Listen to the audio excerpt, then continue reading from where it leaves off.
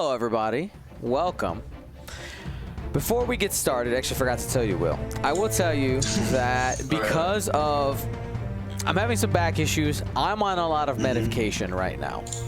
So, if at any point I am slurring my speech or I nod off or something like that happens, you know why. Okay? Okay. So, all right, well, as long as it's you can compose yourself better than the wisdom teeth video, I think we'll be okay. I think I can. I think I will be at least a step above. I took it about 2 hours ago. So the worst, like I've already hit the worst, and I think I'm slowly kind of coming out of the sleepiness. But anywho, so AMG just finished up their stream, and I think I want to address a couple of things, Will. And no worries, guys. We will get a hand-drawn Marcel added to our square here soon, all right? So I think one of the things that I'm starting to kind of adjust in my expectations, and I'd like to hear from you here as well, is like when we heard from them yesterday during a painting stream that like, hey, tomorrow we're going to talk about like rules changes that have happened and this. And essentially, I know some people were kind of expecting a like almost like a panel discussion similar to what happened in the mini extravaganza. And it wasn't that, right? It was them just kind of hanging around, talking, and still focusing on their painting. And I think the mindset that for myself I am slowly trying to work in is, you know, is that balance between is understanding that, hey, they are willing to release information in a more casual sense, because really, they didn't. They released the documents. They could have just done that, but I feel like some people were maybe expecting more of like a presentation, I guess is the thought that I was thinking. What are your feelings on that, Will? How should I put this politely? This is very normal for their weekday streams where they paint and chat with the viewers. So it's to be expected. So no, I guess maybe nothing out of the ordinary. They really like to ham up big presentations like that, whereas they just wanted to touch base with the new release of the rules references, both for X-Wing and Legion. So communication's great, Dion. We do like that. So I agree, and I know like one of my like small critiques. They are in fact, if you look at the amount of communication they do, they're actually decently communicative. I think the problem is more that it feels like it kind of comes from a lot of different places, right? So they have Twitter, they have their Facebook. Like I think they are more what's the word I'm looking for? Their focus more for communication is more surrounded around social media than our predecessors, FFG, who kind of like their website was the place to get the information. So I think some of it's a mental back and forth, though they did mention, if you were reading the chat, and I was very closely looking at everything they were saying to people, because you could always find little nuggets. Little nuggets, some barbecue sauce, delicious in there. And they were saying that their new website should be done and ready for Q1 2022. So what I'm hoping is that I think one thing that will go a long way is that their communication, if they can centralize it on their website and then it goes out to their other social media hubs from there, would likely be a big boon for them. And I think for their consumer, it just also looks more professional that way. I agree. Yeah. So that's just a overall. I am glad that we got the talk today, but like I said, it was the format. I wasn't. It was more casual, and somebody in the chat, a bit deity, did bring up a good point. Because is there a, I'm going to say, a legal strategy kind of in that? So if they wanted to put up some big presentation, do you think they have to like run that through LFL licensing? Maybe if they're using pictures and stuff? Maybe even, I mean, roll that back a step, that even Asmodee would, as their owner and essentially what publisher would be the best way to describe them, right? That maybe they would like a more hands-on approach in more official marketing strategies. So the Twitch stream is kind of just like overlooked by Asmodee of just like, oh yeah, you know, talk to the you know, low numbers, I'm sure, in their mind of people who would want to watch their stream, but maybe without realizing that that's where the dedicated people will go for information. Right. So yeah, yeah, that's actually a good way to think about it. That yeah, just like a small loophole where they don't have to get as much approval. Yeah, and again, like this is this is complete, like, what's the word? Speculation. Like we really don't know. Sure. We have no idea, but we're just it's definitely a wonder why, you know, why do they function in the way that they do. There was something else, and I am forgetting about it. Oh, hold on. Give me a second. Sorry. Shoot, I lost it. It's gone. Whatever. If it hits me again, I'll do it. But the main point a lot of people are asking is like, is anything changing for Alderaan? No. No, we got clarification on how chaff clouds work, right? There was a bunch of rules, clarifications, and we are moving forward with random player order and deficit scoring because they clearly said, yeah, it's coming. We don't have the wording right. And on their side, I can appreciate the thought of them wanting to make sure that wording is very clear. I do predict, Will, that their way to predict random player order is going to be more cutesy. And I say that, whatever. More cutesy than it has to be, right? Because right now, essentially what we're saying is, you know, you guys are don't be dumb. One person grabs a dice, roll it, and that'll determine it, right? Sure. So you can flip the first player token if you want as well. Right, exactly. Well, yeah. So there's whatever. They need to find the legalese for all of our rules lawyers out there, because you know you're out there. I see you out there. Like, but what does you mean? You know, I've seen this argument so many times. I would simply say, you know, just have patience. They're trying to figure out the wording because they want to make sure that it's clean. All right? They want to make sure that it's clean. That's it. Now, somebody in the chat did say at Dion, all right, at Gold Squadron Podcast. So what are you going to do about random player order because it's not official? And I said, you can play what the rules reference guide says, which still has the old bid rules in there, in all of your official AMG events. I say that with love. Wow. I say that with love. But we agree. I will support if we go to official AMG X-Wing events. We should use the most up-to-date rules. 100% agree. Okay, like I know it sounds like I'm being facetious, but like by already basically saying we're taking what they said is happening, and they literally in this stream said, "No, it's happening. We're just figuring out the wording."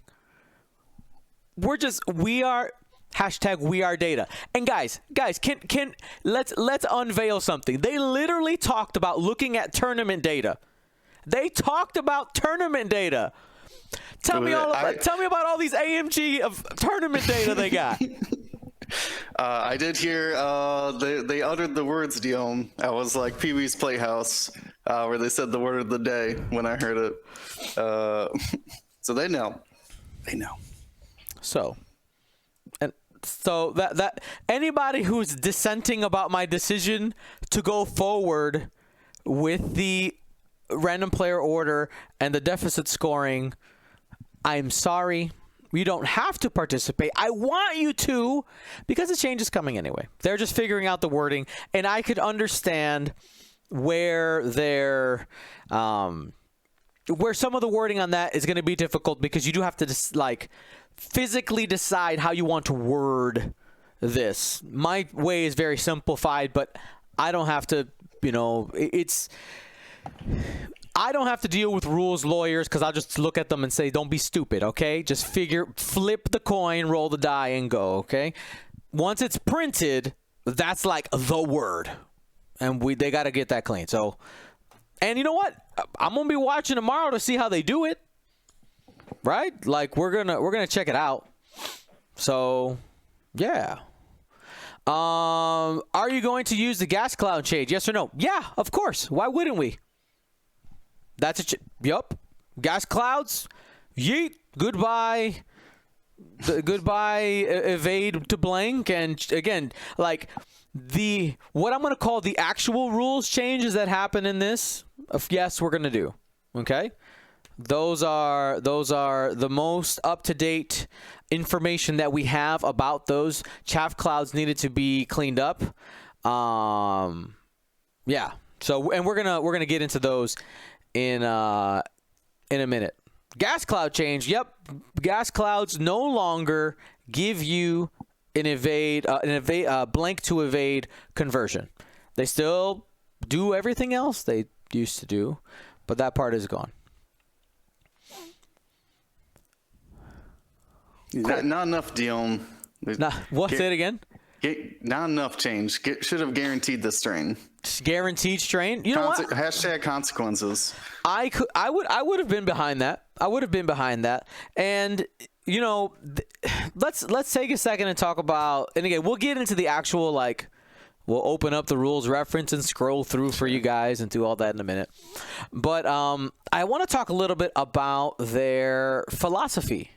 All right. I want to talk a little bit about their philosophy. And essentially, what we heard from them was, when we see a problem, we'll address it. We're not going to put it on a timeline. What do you think about that? I mean, I would want it to be addressed as soon as they can. But also their opinions and the statements they had made, or the opinions I'm inferring maybe, that when they say something, they want it to be the way it will be forever. There's strong opinions on printed cards and not using erratas. The hesitancy to release rules references too early shows that they do want something that is a quality, maybe not product, but you know what I'm trying to say. Mm-hmm. That so yeah, I mean, I'm in on that. Obviously, I want it as soon as possible. Gimme. But I respect that goal of perfection. Yeah, exactly. And they were saying like I said, perfection is the goal. Their goal is to be able to kind of set it and forget it. Hey, hopefully this didn't set anything on fire. If it does, we'll go back and fix it. And then they uttered in the last sentence, but we've already had to go back and fix it. So at least they're willing to go back. They're willing to go back. Oh, I hear a wild Marcel Manzano. I am gonna get you into the view right now. While I work on your portrait, Marcel. That's all I came here to do. I came here to get angry that I'm a black screen while I was working on it, but I'm talking at the same time. What are your thoughts on kind of some of the stuff we've discussed so far? I didn't hear what you discussed so far. What were your thoughts on their talk? I don't think a lot was said. I didn't hear anything new, or I mean, most of it was like, we're not going to talk about anything new. We're not going to, which is all fine. I think the part that I got excited about is the random player, because that's something that for League. So I'm not going to stay on here for too long because I'm going to be packing up to go to League. Mm-hmm. Is in the League chat we were talking. You know, are we going to do our random player order still, because they didn't announce it, but they said, hey, it's definitely a go, and they're going to play tomorrow. Did I hear that right? They're going to play a stream game tomorrow using random player order. Yeah, they're just working on the phrasing, but outside of the phrasing, we'll get to see it in action. So I'm assuming they're going to use the actual rules. So I'm interested to have like set like, okay, this is the way it's gonna work. Even if we don't have it officially in rules, we'll know what it looks like. So I thought that was cool. I don't know about cool, but that's something I'm looking forward to. I have a feeling that it's like I was telling Will, like I think it's gonna be more cutesy than it has to be.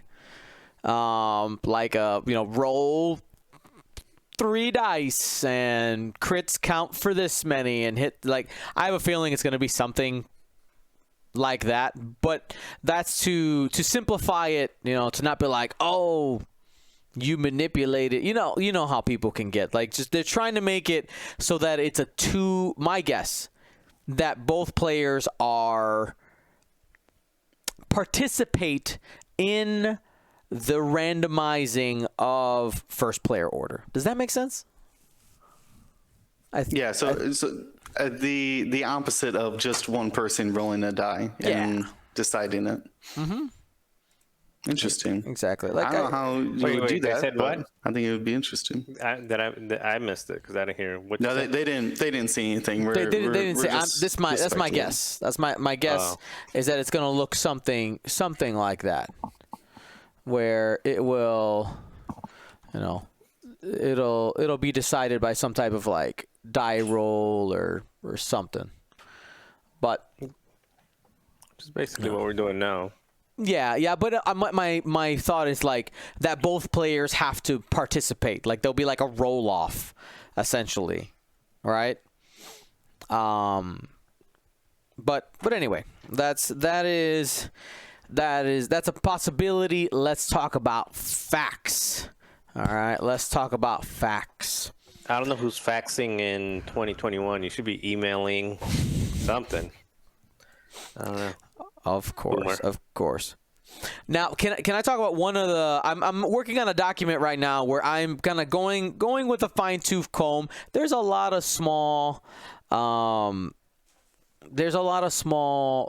changes that were made in the There were a lot of small changes that were made, and this is not complete. I will tell you that right now. But one of the things. And this is a link to the old PDF versus new PDF. Let's try to make it so that people can actually read this. There we go. And shout out to I think it was Liam Lee in the chat, because I didn't address this. I have a feeling this is just something that needs to be updated. They still have the X-Wing squad builder under their errata and conflict section, saying like, oh, the most updated wording will be there, when they said last stream that it is deprecated, it's done. So that's it's a small one, but I was just like, I thought, okay, maybe they just haven't gotten to it yet, and I'm gonna kind of put that in the haven't gotten to it yet. But from what we've seen, the latest points aren't updated on that, so it is in fact deprecated. So the rules. That's I think it's maybe it's a point to say that while the word of the rules reference is the top, there are still things that are outdated on it, like so. All right, tell me about some gas clouds, Will. All right, well, let's take a look here. So almost everything in obstructed in the rules document got changed. They start by describing that obstructions are through any object, just that only some devices, or excuse me, noting that a ship or device has no inherent effect. If an obstacle obstructs an attack, there is an additional effect. So that was more of a blanket statement before it was very specifically called out, like which obstacles did what and would have different effects. Now all obstacles provide a different effect, including at least one obstacle steps in an attack. The defender now rolls one additional die, which is what it's always been, but this changes the wording that says all obstacles now instead of specific ones. So that includes chaff cloud, chute, spare parts, canisters. That's an obstacle as well. All right, so then the major changes here for the obstacles, though, I'm just double checking. The rest of that blue text doesn't mean anything. Correct me if I'm wrong, Dion. Before we get into there was nothing else. The one thing I did notice that this is more of a copy pasta error. This paragraph is put in here twice they love that stuff with slightly different wording. Like it doesn't mean that that there's been a major change. It just means that they're I think that they were trying to word it in two different ways, and I'm not sure which one survived. It looks like Marcel dropped out. I gotta put him back in. Yeah, he's here, but you can't see him. But yeah, the two following paragraphs, it describes that if you're measuring closest point to closest point, it's now obstructed. If there's multiple closest points, the attacker chooses to avoid measuring from an object if they want, but also if they're parallel, the X-Wing can choose to make this attached structure or not, which is part of the diagram. So maybe one of them is a more generic statement, and then the second one's just describing their picture. But all that to say, everything's the same, except for there is no wording now about the blank to evade for gas clouds. Right. There's 6 gas clouds in the game, and none of them now have an effect outside of when you overlap them or move through them. So, and the other thing I just want to address, there's some shenanigans going on in the chat, so I thought I'd address it. So remember, in a lot of us, when we speak about like, oh, an obstructed shot gets an extra defense die, that is technically not true. It is when a shot is obstructed by an obstacle. All right, which is defined. Obstacles are defined in another spot in the errata, which is your gas clouds, your asteroids, your debris, and your chaff missiles, your chaff thingamajig, those pieces. So just for that. Now, Marcel, I would love to get your take on the removal of the gas cloud effect, that blank to evade. Good, bad, ugly, pretty, future thoughts? No, I think it's good. I think it's something that shouldn't have been there from the beginning. I mean, they didn't reprint auto thrusters for a reason. Well, for those who don't know, 1.0 auto thrusters, which were basically if you're not in the front arc, or if you're at range 3, you get to turn a blank to an evade. So they didn't reprint that because it was bad design. So putting it back into into the game was just continuation of bad design. I know you were asking for their philosophy on it, and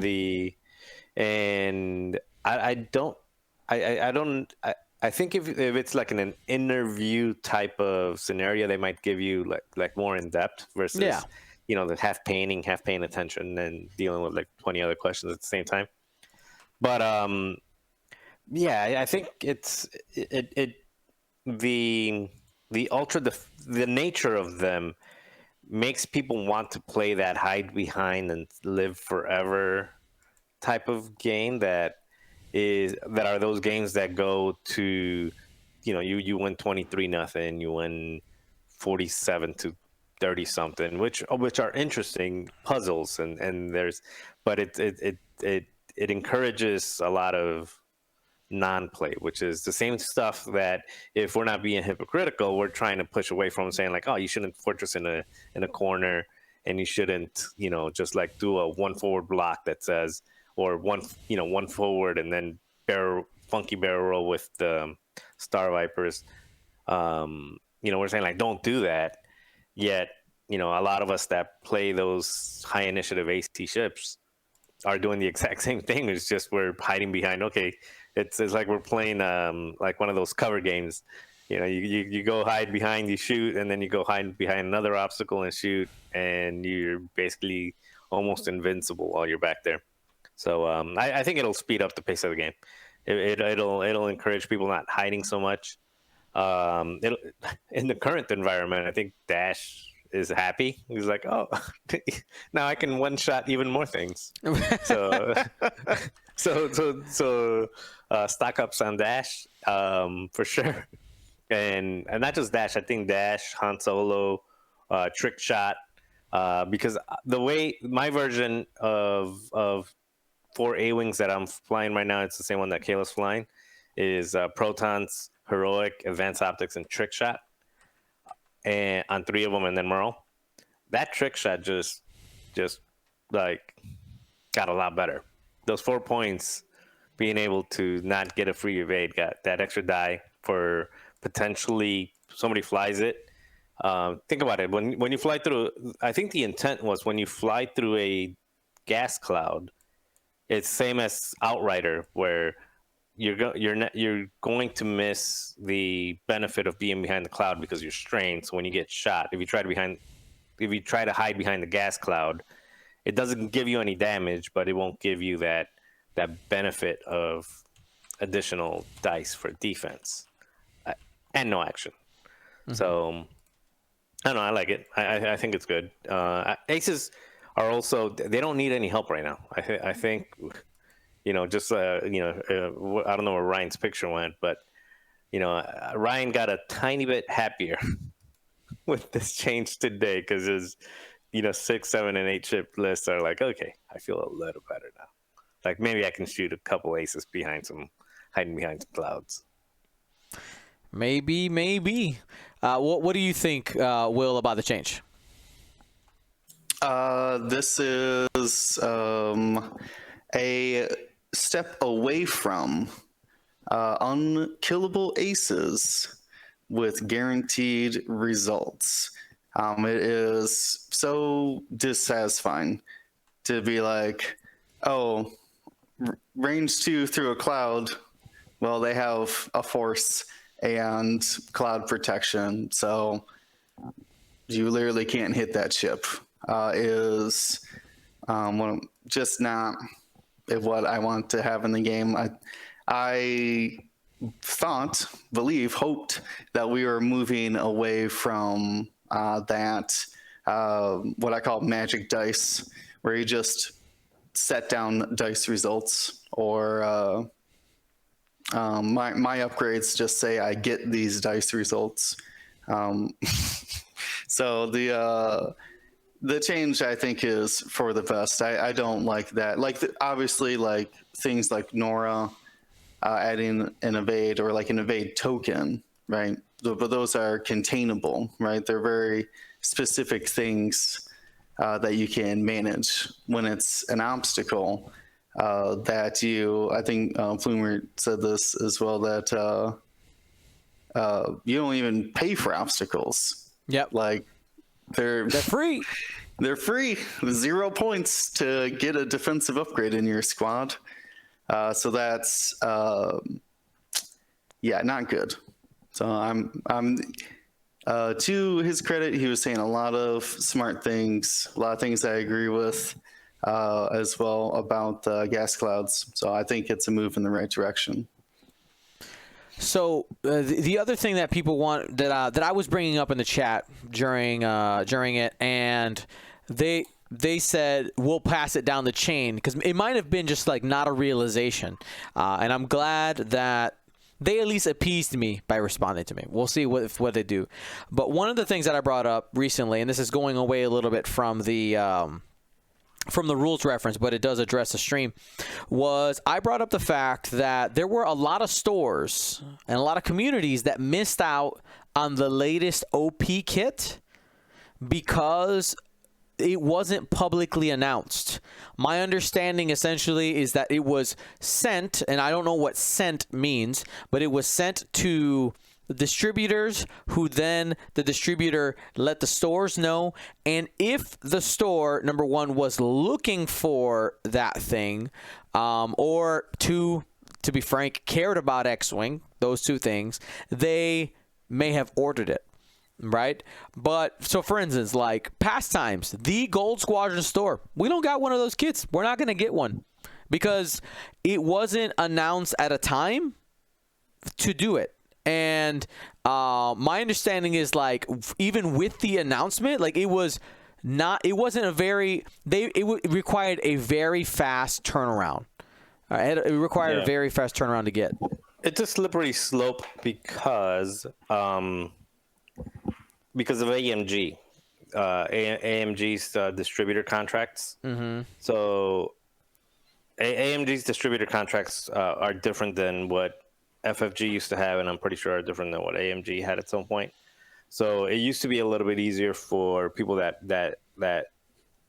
are not within their accepted distributor list to be able to get product directly from them at the different distributor tiers. They had like different distributor tiers where, basically the larger you were, the more you ordered, the bigger discount you got. Mm-hmm.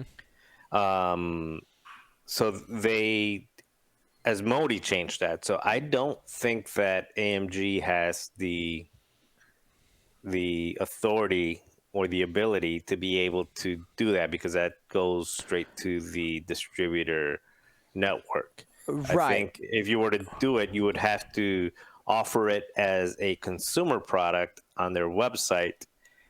Then you can buy it off the shelf or off their website. So you can do it that way if you wanted to do at that point, there wouldn't be organized play kits, but there would be like campaigns or missions. Like you're buying an Aces High campaign.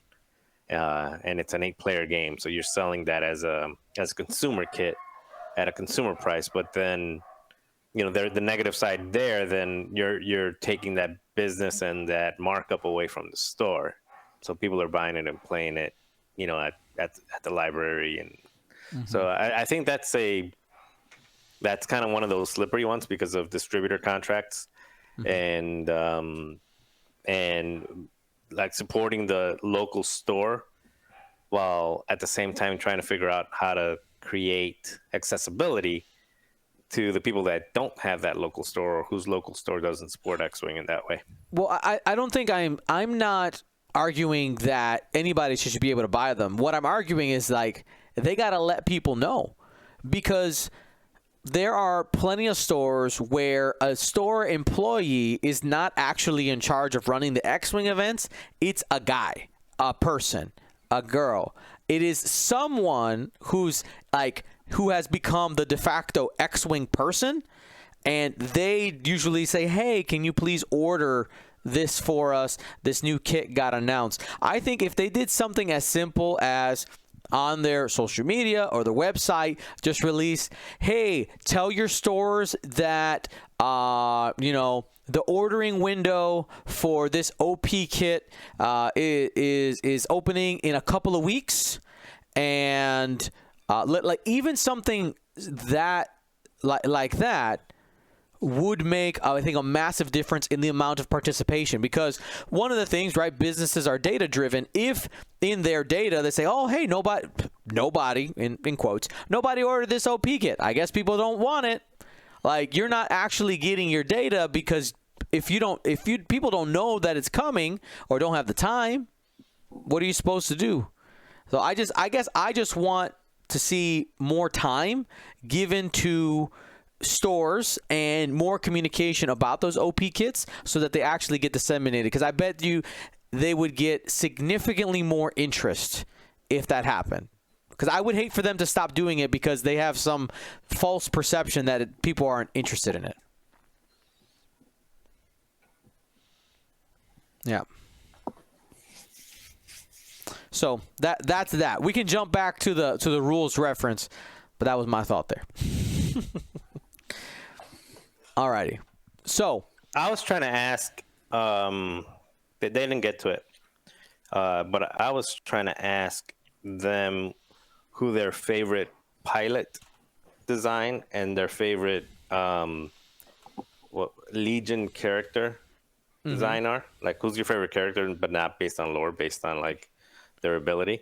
yeah. Just not that I don't care about them, but not really because I care.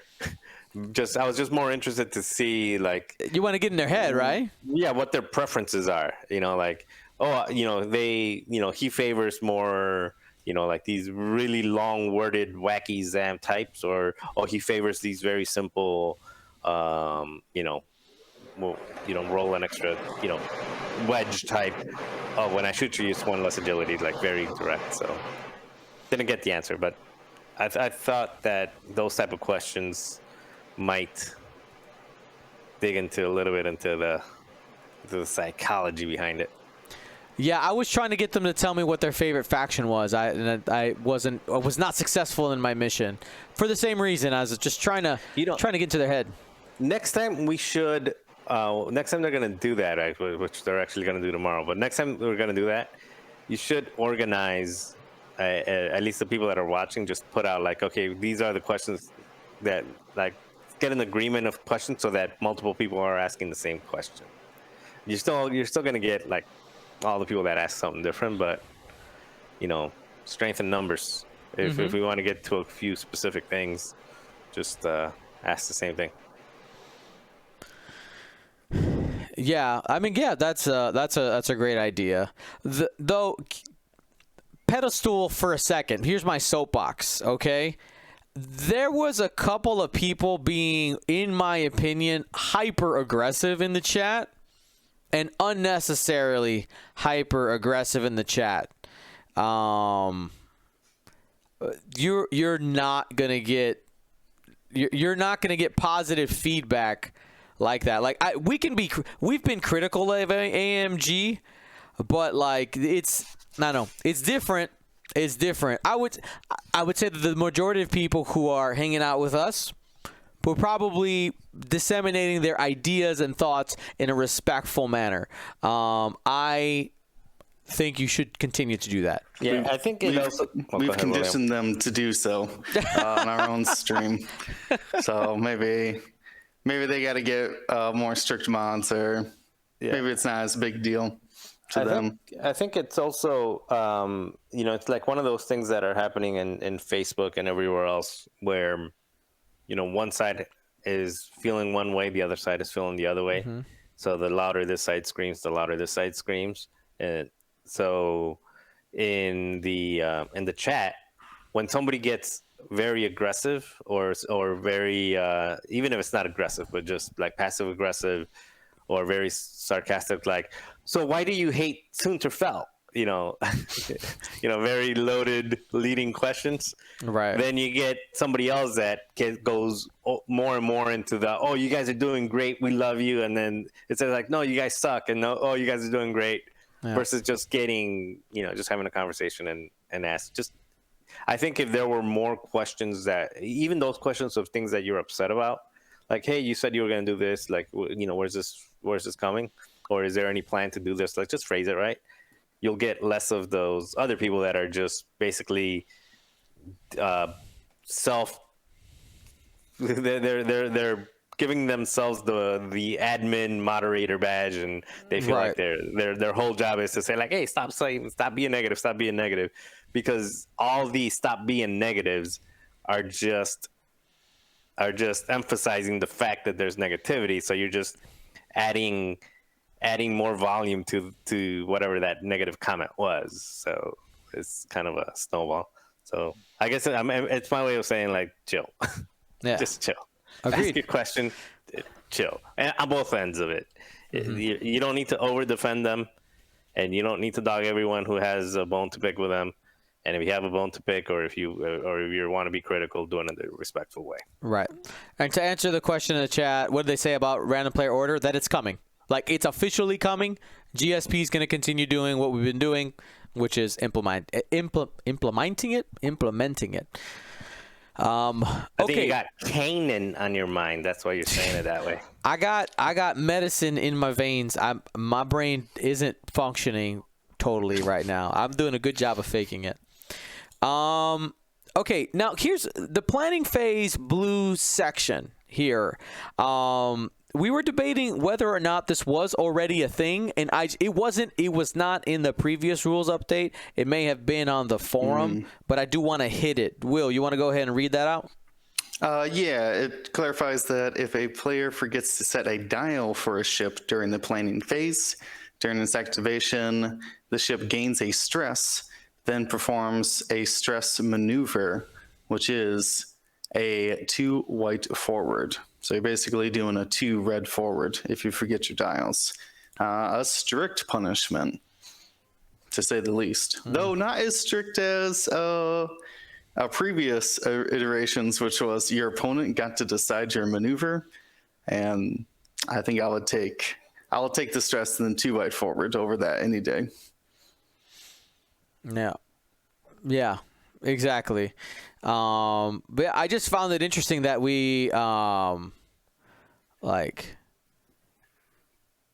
Never had that clarification before. Yeah, we haven't had the clarification, but also that the stress maneuver is a 2 white forward. It feels like the wording is a little bit awkward, but I get it. I agree. I feel the same way about the check for stress step, which is like when you clear your stress and the execute maneuver or whatever. That's poorly worded. Yeah, but it is what it is. Yeah, and I think that this wording comes from also when you reveal a red maneuver, right? It's right. That's what the stress maneuver was originally for. Yeah. So it's a white maneuver that gives you a stress, and that's the stress part was the thing that I think is new or newer. Yeah, now that I reread that, I do not remember that from before. I think it's to limit abuse as well, right? Not just like, ooh, I forgot my dial, then I guess I'll just boost and barrel roll and get a shot. And I guess it could also avoid things like pattern analyzer, right? Because with pattern analyzer, it says after you execute a red maneuver, this would be you execute a white maneuver that gives you stress. Okay. Could avoid those type of shenanigans because people will look at this and go, "Wait a minute! If it was a red, they'll break it." Yeah. Okay, yeah. If you can't abuse it, it'll be tried to be abused. So, no, this is strong. It's a strong hand. TLDR, don't forget your dial. Get your dial set. Any non-dial is always a 2 forward, right? It's always been a 2 white forward, but the stress part wasn't a not I can say not always. Originally, it was you forgot your dial. I set your dial. You remember that? Like that was a thing. If you executed a red maneuver while stressed, handing your opponent your dial was a thing for a while. That's like first edition stuff. But yeah, it's it's interesting to see that this is just more clarified. It's in the rules reference, and now we have a definition for it. Now somebody was asking, what is the definition of a forgotten dial? So, I mean, I know I've played a game where like I set 3 of my 4 ships if I have a 4-ship list, and just like the other dial is just kind of sitting around. Because I think there was a rule for a time, or at least it was being done like this in events, where you would like just execute what was on the dial last. Do you guys remember that? Mm-hmm. That was after the choose your dial. Just that was kind of like a judge's discretion though too, of just like it's what the dial says. Flip it over, reveal it. So it's an awkward thing to police, to say the least, because a lot of the times your opponents would be like, well, I know you would 2-bank, but like I can't really allow you to do that because you forgot your dial. So it gives your opponent a way of not having to give you that missed opportunity. You know what I'm saying? You know what I'm trying to get at there? Mm-hmm. No, I mean, no, I don't. No, I mean. All right. Well, let's keep rolling and strolling through. I lost my mouse here. Let's see. Somebody said if they made it red, it can cause problems with a stress ship who does not set a dial. You get a second stress. Yeah, that's true. A couple people just talking about some individual issues here. Let's keep it going here. Let's see, what is this section? This is under range. Wait, so this affects a lot Braylon, right? No, the stress maneuver. This is just about forgetting a stress. Just forgetting, so it's not about setting red while. Right, because there's a whole Kova and people with contraband cybernetics could still choose the stress maneuver if they want. I shouldn't say Kova. I should say list with Leia Organa resistance. Can still choose just like set in the red and then do the stress maneuver. Red Hera crew and it exists with the old Tycho. Oh, sure. I guess. You may execute red maneuvers even while stressed. Well, go crazy there. Let's keep it rolling here. We have under ranges some new blue text. I'm pulling up the old wording as well. I accidentally closed that window. Searching through all my windows here. So under ranges, it says if 2 ships are at range 0 of. Oh, sorry. Let me move this over so you guys can read it too. If 2 ships are at range 0 of each other, they remain at range 0 until one of the ships moves or rotates in a way that results in their bases no longer being in physical contact. What? That's interesting. Can you read it again? If 2 ships are at range 0 of each other, they remain at range 0 until one of the ships moves or rotates in a way that results in their bases no longer being in physical contact. Basically, I guess what they're saying is if you're just basically if you're touching, you're touching. But the other part is if you have if you are tractored, and you rotate them, because when you're actually tractored is a bad example because you move. If you are flying a U-wing, when you rotate, it's not a perfect square. It's kind of rectangular. So if you rotate, you're no longer touching. Yeah, because you can be touching nubs, rotate, and then no longer be touching nubs, and you are now no longer in physical contact, meaning you would be back to range 1. That's like it's super niche. Like getting that to work in real life is. And you could be at range 0 without bumping. Yeah, I remember that was from XTC 2017 or whatever. So the new part in this, as I'm going back and forth between the old one, the only thing new in this sentence is the word rotate. So here's the old one. It hadn't moved before. The new thing here is rotate. So that is, they're accounting for the like the U-wings and we just said tractor. That's essentially what the purpose of the update on this is for, is that rotation. Yes, exactly.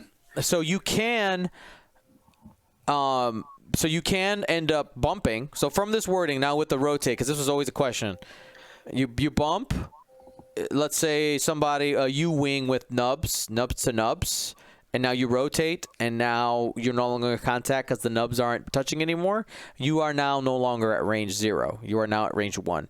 And if somehow it works out where you guys can shoot each other, pew pew, go for it. Vultures, yes, vultures are another reason why. Yes, that would for sure be another one. So we parsed that one. We figured it out. Let us continue as we go through here. Now, I was on my own. I was kind of going slower than what I'm doing here, just kind of scrolling. Sorry for anybody with scrolling-induced motion sickness. I think like the regular section didn't have much. We got a small. What is this? We got what's the text that changed here? There's something on. Oh, it's that ship. That ship. What was happening before? On cluster bomb? Cluster mines. Oh, no. Yeah. When each of these devices detonate, that ship rolls to it. Oh, so I guess that's just saying which individual rolls the. I think it just used to say roll 2 attack dice. Yeah, because it's going to be like, do I roll it or does my opponent roll it? Yeah. Well, that actually is still, that was highlighted from the one before as well. So not new, just forgotten because I think it's so small. Yeah. So we're looking for blue text, but sometimes the blue text is a lie. Let's make this a little smaller so you guys can kind of see where I'm at here. Big blue text. Did I miss one? Yeah, it's blue text. Gas clouds say is in blue text. I don't know what you're looking at. They changed, so it's blue text. No. Anyway, keep going. You guys got to get up to speed with my dad jokes. Come on. Okay. Oh man. So we're so serious about it, Marcel. We can't have jokes around serious here. business. Serious. I'm like, what is he saying? I think you caught us both. I'm just I'm so confused. You're all like intensely looking for the blue. There you go, blue. There's some blue right there. Okay, but here's the thing: we got to check to see if anything actually in here is new. So No, all this errata is from the last one. let's see. These two are new in. They're new to the rules reference. So we'll I take. know that the Hera Y-wing was new. Yeah, they did clarify that there at one point they mentioned Hera Y-wing in an example. Hera Y-wing not on the boat yet. May have been a what do they call it? A slip, right? Sure. So let's see. This is errata. The errata changes, which you can find the errata sheets on their website. So this is something that we've been playing already. All rise, we don't ever see really in play, but the Commander Malris reroll saying that it must happen, and the reason for the changing was the timing window. Essentially, be like, hey, yo, you guys were circumventing this. Not anymore. Stop it. You know what you were doing. That's essentially what they were accusing us of. Let's see. That's errata. I'm just looking for new erratas. No, Asajj, Command Asajj never had the reoccurring force, which she should. And then they did almost like on release of the tracking torpedoes that say you couldn't be recovered. And then same way with Hera, Radaring Gleb to mention that to pass the token, it must be a friendly ship. Because Hondo exists. You can actually coordinate enemy ships. So got that interaction out of the way. So these were all ones we've already been playing with. Oh, okay, let's see. We got something new here. Here we go. So I just rolled through the errata section. I gotcha. Here. Let's take a look here. So this is Are optional abilities added? Of course, it's going to be the ability queue. Always working on that wording. I'm going to try to pull up this other section here. Can you go ahead and read that, Marcel? No, because you have it a little bit to I the got side. it. Oh, I sorry. got it pulled up here. Go Yeah, for you it. got like part of it cut off. Go for it. There you go. Players are not required to declare each ability as it enters the queue. However, if a player does not resolve an ability during the appropriate timing window, the opportunity to do so is lost. Missed opportunities are real? What? Wasn't there something in the? Isn't there like something a little contradictory in the tournament rules where it says you have to allow and they still have to go through the phase and has to be acknowledged and all this other stuff. The short answer was that all abilities are added to the queue. They just haven't been chosen by the player yet. The easiest example for why they changed it is, Marcel, you've been playing Ahsoka Tano in the Aether Sprite. Without those rulings where every ability can enter into the queue, you would have to declare Ahsoka's ability and fine-tune controls, whether you're going to use either one, before doing either one.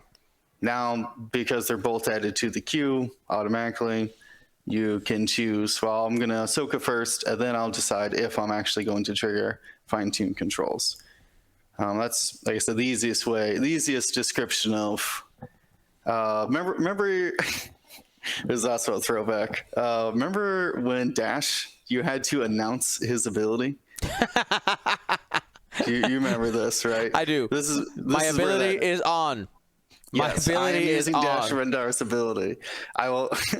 That's the same thing. I'm just like, I'm adding Dash Rendar's ability to the queue. Like, you don't have to say that. We know that you can activate it, and we'll just wait to see if you choose to. Mm-hmm. But if you don't mention it, though, it's a missed opportunity. Right. And this was clarifies. Like, I if you guys remember when this first came out, there was this big like, you if you miss it, you can go back. That's what this means. Because originally, all it said is here's the old one, that it's automatically added to the queue. Right? Is all that was in there, and there was this big movement of people like, this means that missed opportunities are over. And I was just smacking my head, because there's people look at missed opportunities in two ways, right?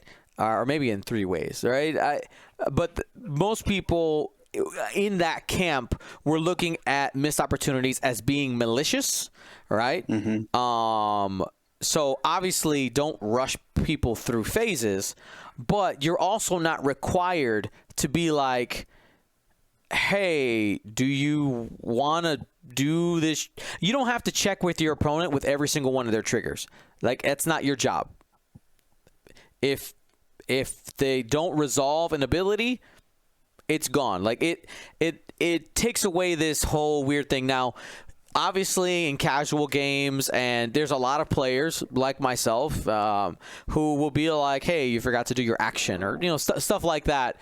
That's or, oh shoot, I had a focus modifier, like, why didn't I spend that? Right, exactly. Like, that's different, and that's a whole nother conversation of like how you X-wing, that you do you, but missed opportunities in a tournament are a little bit different than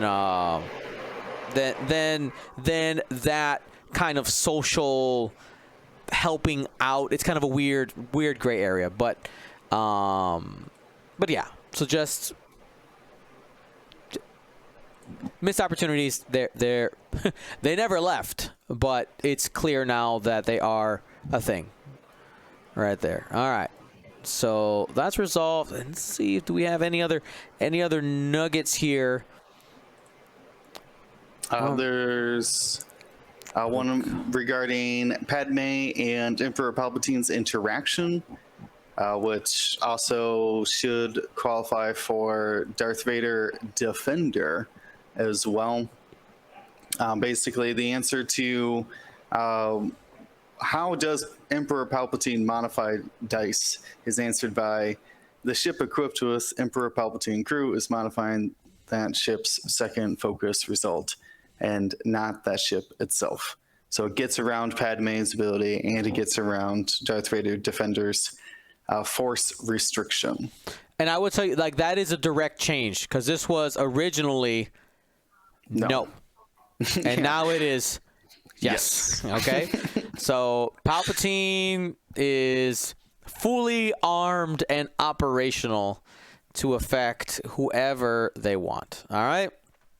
We got that. And I think it's important to have that clarification as we have it now in the rules reference, a single place to look at it. I think it had been as one of those things that was on the AMG forum, but not if you're looking at the rules reference, that's usually where you're looking at.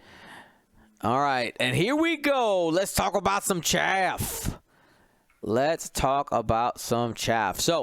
the Electro Chaff Cloud is a device and an obstacle. Porque no los dos? Yeah. That actually is a lot of stuff. Go ahead. Yeah. It does. Yeah. It opens up a lot of possibilities. All right, we'll hit that in a minute. Let me finish reading the description, and then you guys can hit those. So during the end phase, remove each Electro Chaff Cloud with no fuse markers. Then remove one fuse marker from each Electro Chaff Cloud. Period. New sentence. An Electro Chaff Cloud can never have more than one fuse token. So delayed fuses to make your Electro Chaff stay around longer? No, you cannot do that. So, and then we have this whole other paragraph. You want to hit that, Will? Yes. So, the Electro Chaff Cloud is a cloud that has the following effects on ships. While a ship is at range 0 of Electro Cloud, it cannot be locked, jammed, or coordinated by other ships. That stayed more or less the same.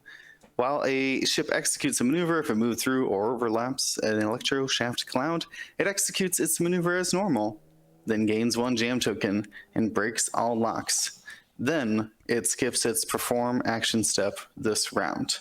I don't know the game effects or ship effects that could get around that, but that is a what do I say? It's a new term for me. I guess so, yeah. Well, yeah, because it skips your perform action step. Yeah, so anything that would mess with other obstacles also, like that. Advanced sensors. Advanced sensors is before fine-tune you move. Controls, intuitive control, or whatever the thing is on. BB-8. No, because this is all. Oh yeah, because it moves through or overlaps. So yes, you could barrel roll off of it if one landed on top of you. Yeah, as long as you have like the edge to be able to barrel roll. Because if it's an obstacle, you can't barrel roll over it. But these are all normal things that like we've been skipping perform action steps for rocks since the beginning of the game. So it's all pretty normal. Then it says, while a ship is not executing a maneuver, if it moves through or overlaps an Electro Shaft Cloud, it gains one jam token and breaks all locks on it, which is, I think, what there was the newer change, if I'm not mistaken, that it defines that if you're like ailerons, or no, that's still executing a maneuver. Yeah, I think So that's it'd be more of like tractor beam? that's if somebody like drops it on you, right? Because you're not executing maneuver, but you're overlapping it at that point. You gain the move through. How do you move through an obstacle without executing a maneuver? That part. The collision jam. detector, backwards tractor. tail slide. Tractor would be the norm. Tractor is what you're going to see, probably. But it's just clarifying that if you move through it, even when you're not executing a maneuver, you still have to break all your locks and gain a jam token. Yeah. Decloaking? Because that's a barrel roll. That's a rare bad. So you can't do that. And if you used collision detector, you would suffer its effects. So you would get jammed if you collision detected without spending the charge. Okay, and to clarify, I know I see it. I'm seeing it pop up in the chat about every 5 to 10 minutes or so. There was not a rules reference update about random turn order or deficit scoring, though they said it is coming, and they are actually playing a game tomorrow with those rules intact on their Twitch channel. So we're gonna keep using it for galaxies. So that's just a quick note on there. So it's coming. That's coming. Can I? No, I won't throw. Never mind. I'm gonna be quiet. There's one more. I was gonna say a thing. I was No. We're getting the over/under counter. No. All right. There is one last thing about the Electro Chaff Cloud that is changed, or rather clarified now. That the Electro Chaff Cloud can never have more than one fuse token because it is a device. I believe it works with. I'm double checking delayed fuses now. No, delayed fuses does specifically call out bomb or mine, which this cloud is neither. Which means that NIM can keep it indefinitely. NIM also. So we're getting into how does it work? Let's wrap it up and then we'll get into. Oh no, actually, NIM can't do it because NIM happens at the start of engagement and this happens at the end phase, right? So it's at a different. Well, phase. there's a lot of things wrong with it. We'll get more to it. Let's wrap up what is left in there. Then we'll start talking more about. This is the meme one, the one that I see people just kind of memeing, but we gotta hit it because it's in there. Miniatures must always be attached to a Star Wars X-Wing base that is the appropriate size, that makes sense, and shape of the original miniature. If two or more miniatures in play could potentially touch, causing conflict with movement or placement of ships, players must adjust the number of plastic pegs to increase or decrease height until the ship miniatures are not touching. Okay? Cool. So somebody posted a picture on our local group chat. I forgot who it was, but remember those old school antennas on your car? Like that way you can just like grab one and put magnets on it, and then you can have it be like this big, and then just and just stretch it up and down. This is true because they did not state that you need to use official Star Wars X-Wing pegs. Only the bases. This is important. Okay? So it's just the base, which, I mean, makes sense, right? Like who was out there using third-party bases? I don't know. I know that there was an attempt by some people to make like 3D printed bases. I always thought it was a little strange, but hey, baby, you do you. But yeah, the pegs. Telescoping pegs, good idea.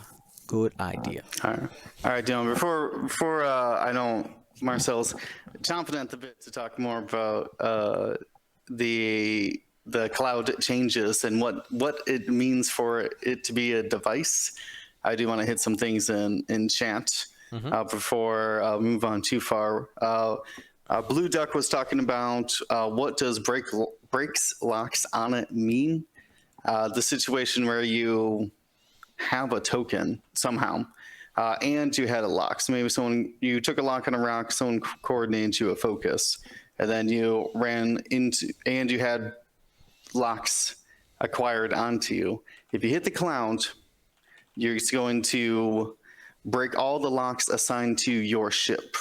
So all of the enemy locks, and then you would receive a jam token, which could get rid of your focus or your one of your locks. That would be your opponent's choice. It does not break the locks that ship has. It just, things cannot lock it. Hopefully that clarifies it, what that means. That is a little messy as well. But I think that was the only, I thought there was one other question, but I'm not seeing it anymore. So we got to talk about chaff clouds as devices and what that actually means. I see some people jumping in the chat already about it. Yeah, NIM doesn't work, by the way, Marcel. It does say Right. specifically Yeah. mine or bomb. It says mine bombs, and also it's a different phase. It's end phase versus engagement phase, or start of engagement. I Or think end of this is activation. the one that everybody's talking about right here. Yeah, well, it doesn't work. We don't have to. Yeah. So NIM doesn't work. What does work is feedback ping, Which is, I think, is a huge deal. Like that card, that combination of cards on bombers, both Imperial and First Order, just skyrocketed. Yep. Both of them have torpedo slots. And Goji. Well, not yet. We're getting to it. We're breaking down all of the weird stuff. Dion, what do you think? Is this now a staple? Instead of bringing a trajectory Punisher, you could just put one of your Imperial bombers with a shaft cloud?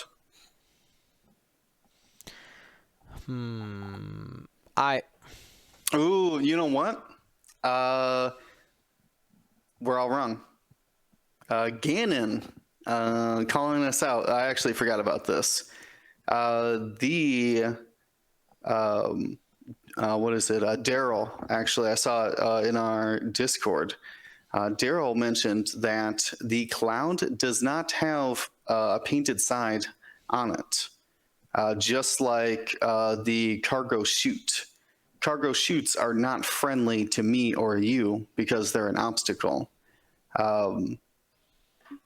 Would you agree then that this device is not friendly because it is not enemy either? Interesting. So, okay. So you're telling me my Electro Chaff Cloud has no allegiance to me? It's not allegiant to you. It's a neutral obstacle. So while this would be cool, I don't think it's actually friendly to you.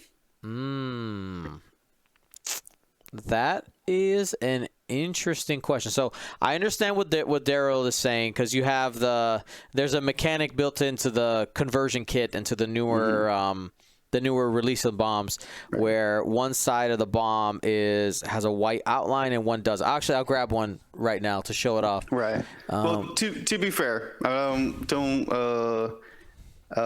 quote me on that. Daryl is looking into it to confirm that they are neutral. But that just reminded me of it, and there is nothing in these words that we're looking at in the rules reference that say that they are friendly to you. True, but it also doesn't like Lunatic bombs are friendly though, and bombs are devices. So this is what. So for those of you, all right. So you have the wide side and plain side. Yeah, there you go. Yeah, get the visual. And on the old first edition ones, which I have one right here, they were just the same on both sides. Right. And that's what we were talking about NIM just a second ago. And NIM does call out before a friendly bomb or mine would detonate. Grudge calls out a friendly bomb detonating. So devices can be friendly. I mean, think about like a probe droid mirror match, right? Those probe droids are devices that have allegiances. True that. Let's see. I wanna go and look up device. Just like in the rules reference, like under devices. Does it say something about the allegiance of a device? So here we go. I'll just let you guys see where I'm reading right now. It's always been, because it's always been on who brought it in their list and who launched it, because that's the only way. It's not like bombs have a faction or I mean, it's who launched it is the is what determines who it's friendly to.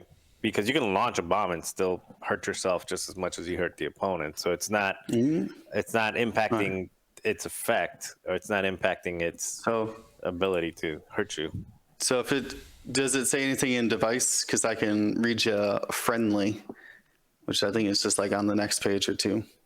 Yeah, that's why I'm skimming through these right now, looking at the top right.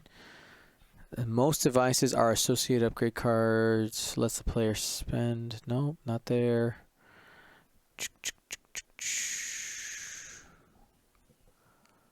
Devices are not obstacles unless otherwise stated, but they are objects.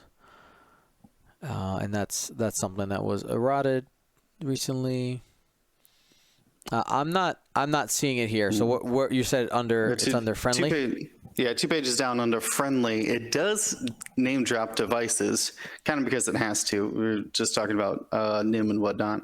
That a device would be controlled by the same player are friendly to each other, unless it says otherwise. So you launch it, you control it, you are friendly to it. Well, you do. I mean, you control it just as much as you control a bomb drop or a bomb launch. So, I mean, there's no literal difference between the two. You're launching it, and then whoever it hits, if it hits a friendly or an opponent, that doesn't matter. It's just a bomb. So this is the same. To be fair, I don't have a strong opinion either way, but I'd rather it didn't, because I don't want feedback ping to be on every list when it's 1 point. So I would rather it didn't work, but I would say that it does work, even though I don't like it. Yeah, I mean, this is what I would say. My guess is that's like 60% gonna work, 40% it's neutral. But at the time, though, right now, is it? I don't know. So I mean, you got to show me where somewhere defines like when a bomb is friendly other than who controls it.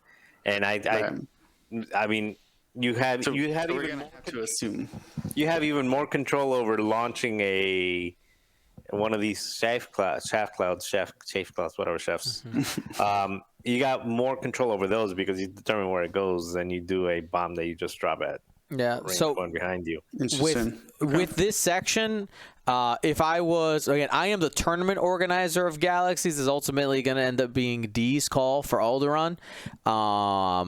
Like, I lean towards, with looking at the friendly box, that Electro Chaff is a friendly device, despite the fact that it doesn't have the two-sided thing, because it is called, because you do control its placement. But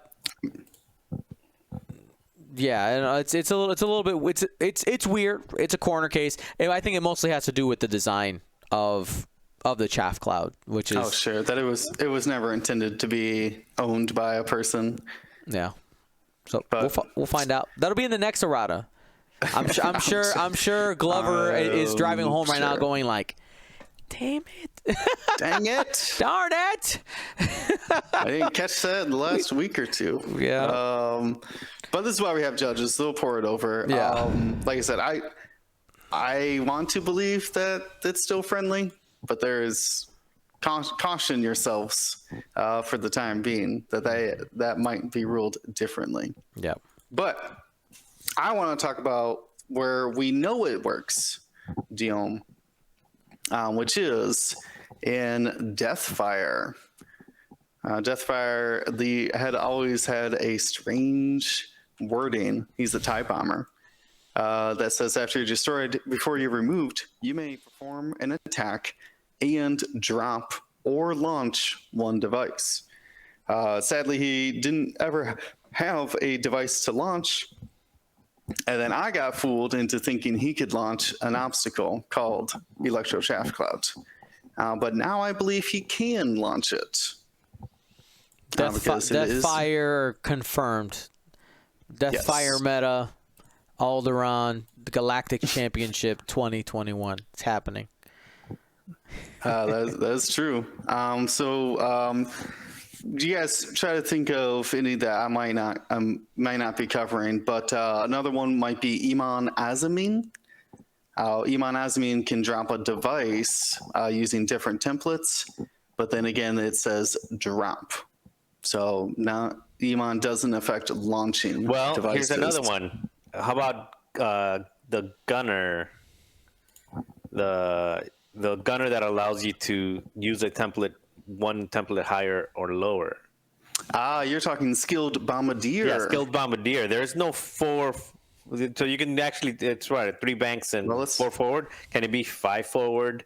Let's read 3 skilled bank, bombardier. When you 2 would banks. launch or drop a device, you could use a template of the same bearing with a speed 1 higher or lower. You did launch a device. So I would say yes, 5 forward or 2 bank launches allowed with skilled bombardier. Watch out. Oh, they are coming. What else? You guys got anything else at the top of your head? Who else? Maybe Chat can help us out. Goji. Who else interacts is Goji. Goji. Well, Goji is an easy answer because Goji says it removed the bomb and now just says removed mine and now says friendly bomb. Chaff Cloud, not a bomb. You know who does work though? I want to Goji. No, Goji too strong. Lega in the new resistance wiring refers to rerolling an attack die for each friendly device in the fire arc, which would work then. So she gets rerolls for shooting with the chaff clouds in the arc. Cat, the resistance bomber. That's an interesting one. I believe Cat says bomb, but let's read the card. Cat says, while you perform a primary attack, if the defender is at range 0-1 of at least one friendly device, roll 1 additional die. So again, if it is friendly, and all of these abilities would work, Cat would get an extra die if a Y-Wing could launch a shaft cloud near her.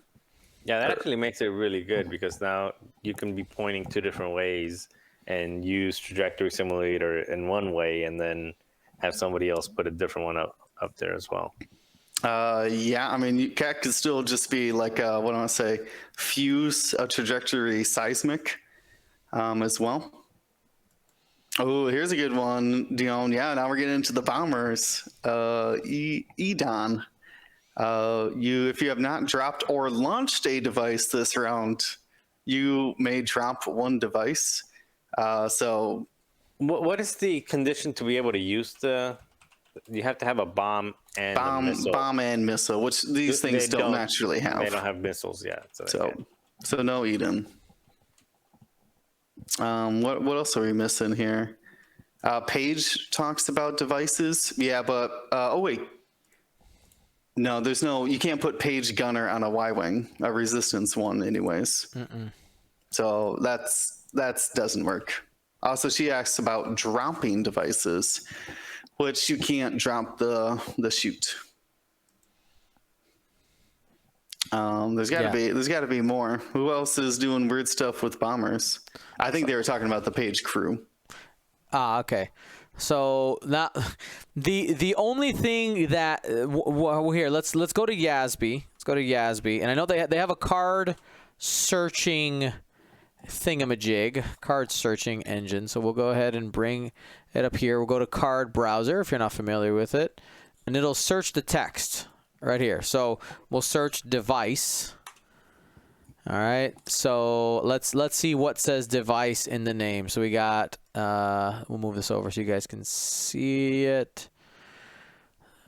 So, Genius Astromech, after you fully execute a maneuver, if you have not dropped or launched a device this round, you may drop 1 bomb. So if you electro chaffed cloud, you can't use this ability. BT dubs. That's basically how that ends up being clarified. R2D2 could get rid of a shaft cloud now, at least a fuse on it. because it removes a device that range 0 to 1. What a That's waste. interesting. I mean, if you're about to run over it next round, you could take the fuse off of it and then it would just disperse before, or basically at the end of that round. So that's pretty cool. I like R2D2 needs to do more cool droid things. So I'm in on that one. What's next, Dylan? Keep going down. Cad Cad Bane Bane. is actually a good one. After you drop or launch a device, you may perform a red boost action. That's So, pretty hey, good. guess who's an FO bomber now? Right? Oh man. Yeah, okay. There you go. I mean, we might actually that's super niche. You're now paying for the Electro Chaff Cloud and Cad Bane. Well, but that only works on a fire spray as a note, true. and would only have one. Or no, Estrada. I take that back. Never mind. Estrada, you can get multiple bombs. There you go. We already talked about skilled bombardier. Yep. Cloaking device. What does informant say? Why is informant up Well, there? I'm just looked up the word It's device, listening device, so that comes okay, up, but got that doesn't apply for our purposes. Cloaking device, saboteur's map. This is a huge ship thing, but here we go. For all the people who say that we ignore Epic, let's take a look. Let's just double check. All right. At the end of setup, you may spend up to 1 charge from each of your equipped mine upgrades to place the corresponding device. No, it doesn't work. Sorry. We'll continue. Nope. We discussed delayed fuses already about how it's not a bomb or mine. And we get to pilots. Here, bombardment drone. If you would drop a device, you may launch that device instead using the same template. Doesn't quite work here. Captain Jonas. It's all the bombers are going to have it because they have nimble bomber, which, as well, we'll talk about it. Nimble bomber, when you would drop a device, doesn't work with chaff clouds, which you could use a bank on anyways. So all right, we already hit Cat. Constable Zuvio. If you would drop a device, you may launch it with a forward template instead. That doesn't work either, right? Like that's no, because it's asking, did you drop a device? And the thing is, no. But also Zuvio can't take it, so. Death Fire, Death Rain. Death Rain does work as well now. As a note, it would get an action for launching that chaff cloud. All right, we already hit Eden. Iman Azamine is a drop, not a launch. Drop a device. Yep. So you said all the bombers are gonna come out here. The generics just have text on them. Yep. Covered Lega. Lega does have her rerolls would count. The friendly device. Podrick. After a friendly device that you have locked detonates. Does a chaff card? It doesn't detonate, right? So it doesn't do anything. The chaff cloud does not detonate. It is removed, or if it has a fuse, this fuse is removed. Does not detonate. Okay. Sol Sixa is dropping. Tomax Bren is just a bomber. Vagabond is dropping. I think that's it. And that feedback ping. So in all of that, it was just Cad Bane, Skilled Bombardier, Death Fire, and Death Rain, and Cat. I believe were the only ones that worked. So some possible new shenanigans. Of course, we did know on the bombers, you have to have somebody else launch an those, R2D2 right? as well. Oh, yeah. I forgot about R2D2. Always forget about that ability. Marcel, you flew R2D2 Republic. You're like the only person I've ever seen do it more than once, like in more than one game. You never removed a device, did you? Oh yeah, I did. Really? Yeah. Really? A bomb or something? Mostly bombs, because if if they're if I'm playing against something and it doesn't want me to chase and it just throws bombs back there. Okay, well now it's gone. That's And pretty I'm still cool. gonna chase. That's pretty cool. If you're not getting shot, you're just gonna. I mean, it's a useless card if you're doing a good job at staying out of arc. So might as well use it for something else. Okay. All right, so we went through the newest rules reference. Overall, simply they're small changes, nothing major. I honestly think that the most important piece of information we got isn't even in here, and that was that random player order and deficit scoring are a thing. We're just working on the wording. I think that like it was 15 seconds in which they said it, and they said it twice. I think is the most important thing that we got out of Gas today's clouds, stream. I think, are huge. Oh, I think yeah. gas clouds are at the level of it changes the game. Not it doesn't change the game, but it lowers their value. It doesn't lower their value. I think it changes their value because it used to be aces that wanted to fly because they want to hide behind it. Mm-hmm. That's true. Now it increased the value because Bosk, for example, if you're flying like a Zam Greedo Bosk, you did not want to take gas clouds because you did not want to give your opponent those free evades because you want to push damage. Mm-hmm. Now that they're not getting that free evade, now it's just a non-consequential obstacle for a ship that probably isn't going to action, and you're not going to get a stress. You're still going to be able to shoot. And if you get strained, oh my 1 agility on my reinforced ship is now 0 agility for 1 shot. It's like, who cares? So big base ships love the change, I think. Dash likes the change because it just basically becomes another debris. Mm-hmm. So Dash likes it. Big bases like it. Aces probably will revert back to asteroids only. Since they're not hiding behind it, they're better off maneuvering around hard obstacles. And again, hard obstacles are the right call. If you're not flying Dash, get a rock because at least you force Dash to barrel roll away from it. I want to bring up another thing. They talked about obstacles, which makes me think that they may have had this discussion. Plumber, had said, you don't pay any points for your obstacles. Like they mentioned this idea, and I had never considered that they could at some point implement a system where obstacles have a cost of some kind. I don't know how that would be implemented, whether it's like you have X amount of obstacle points and these are worth this many for whatever. Like they'd have to come up with some type of, separate system. But it's interesting. It could just be it could just be like Tobias Beckett, an upgrade that says before placing forces, replace an obstacle placed on the board with this other obstacle.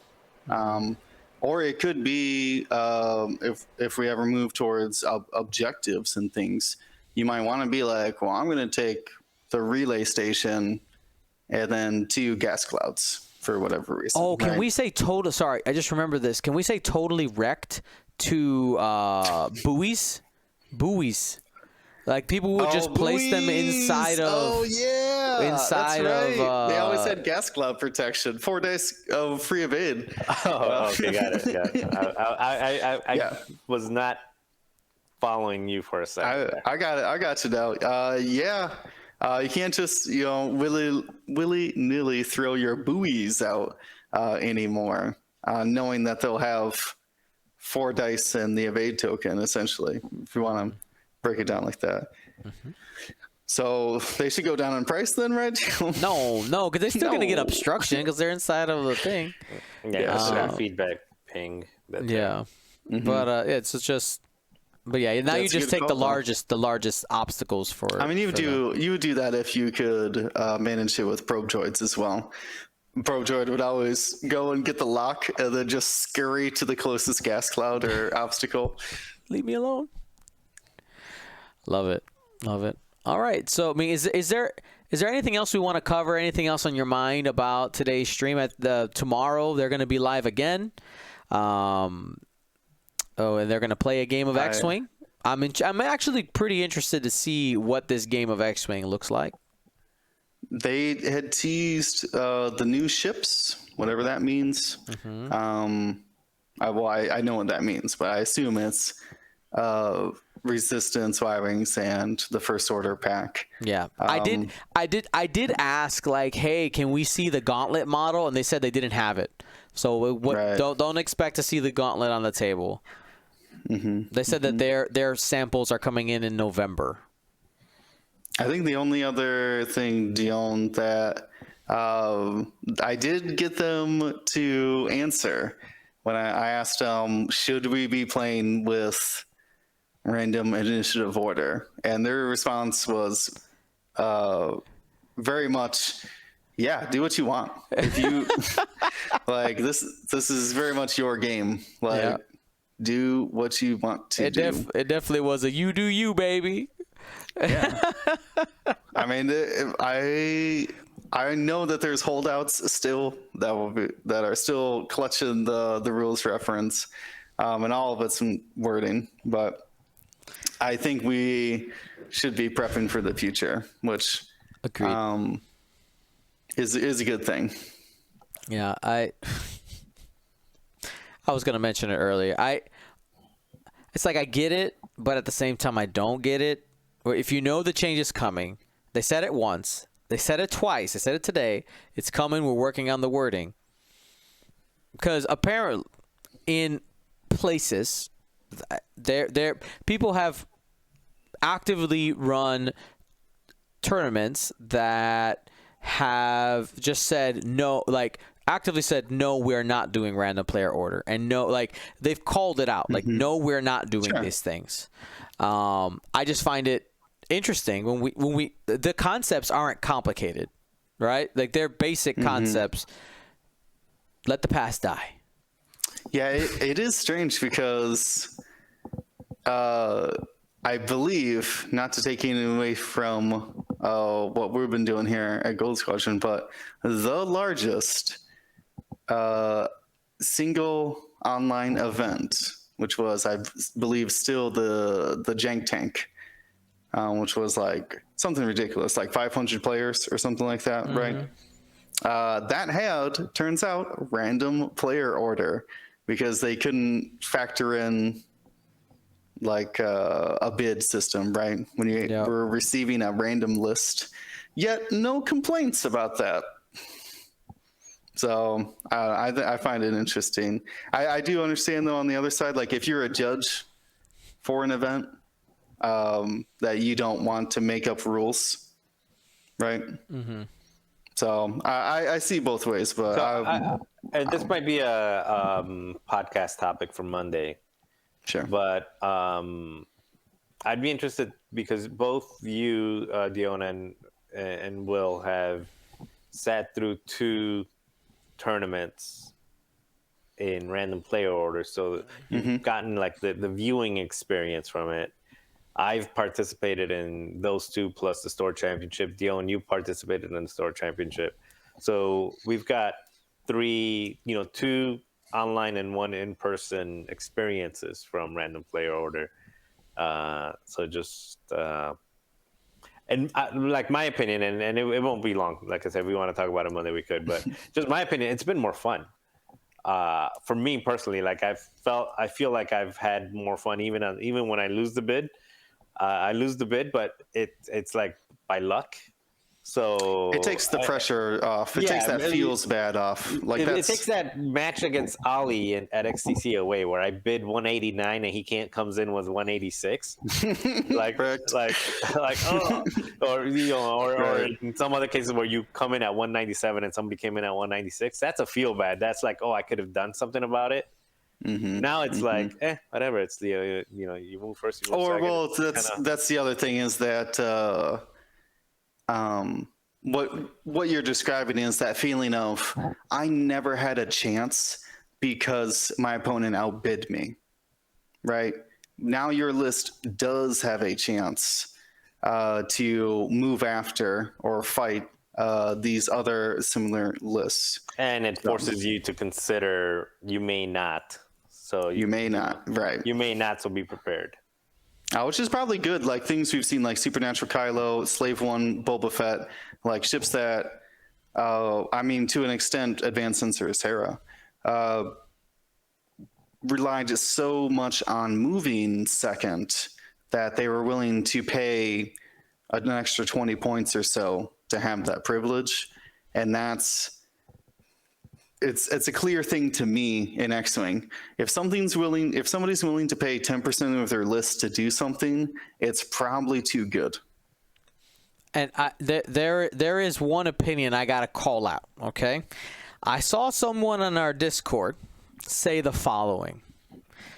People were talking about random player order, good idea, bad idea, blah, blah, blah, back and forth. And the dissenting opinion against random player order was, well, somebody said something along the lines we're saying, where it's like, it makes it so that you kind of have to build for both options, right? You don't know you're not guaranteed either way whether you were going to be first player or second player. By the way, I do think we need to start changing our language. Stop talking about the bid, because the bid doesn't exist anymore. It is it is player order. We got to change that. The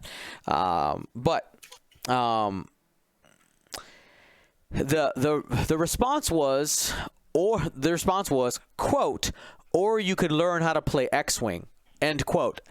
And my brain immediately went into, so you suddenly have more skill because you guaranteed, in a sense, if you, in the older system, you guarantee that you move second, all of a sudden that is skill.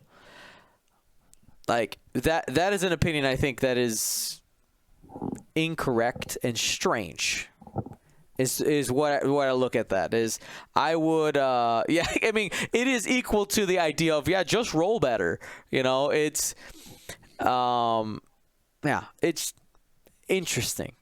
I find random pair order that you have to, in your list building, you either basically build for the 50%. You say, okay, half the time I'll win the game because I'll get to move second. You could go with that extreme, or you build your list to have answers to both, or you practice your flying in order to have answers to both. You got to have a strategy against both. And I think that makes everybody a better player. And I don't want to call out like individual types of players, but for the most part, what I'm seeing is those that are the most dissenting against random player order are those who historically have flown lists that, quote unquote, always move second, and that was their thing. So yeah, I don't know. That's I'll get off my soapbox about that one, but I find it interesting. I find it interesting. I think you have to have answers to all the situations. But I think that's all I have to say for tonight. You guys got anything else? No, we went in depth. Really gave you the answers. We went really deep on three or four actual changes. Yeah. All right, guys. Well, that's it for tonight. We're not going to have any games broadcast. Like I said, I'm on a bunch of medication right now, and I don't feel too great. I've been faking it really well for you guys. Hopefully, I've been doing a good job of that. I think I only nodded off. I can make this work as a peg?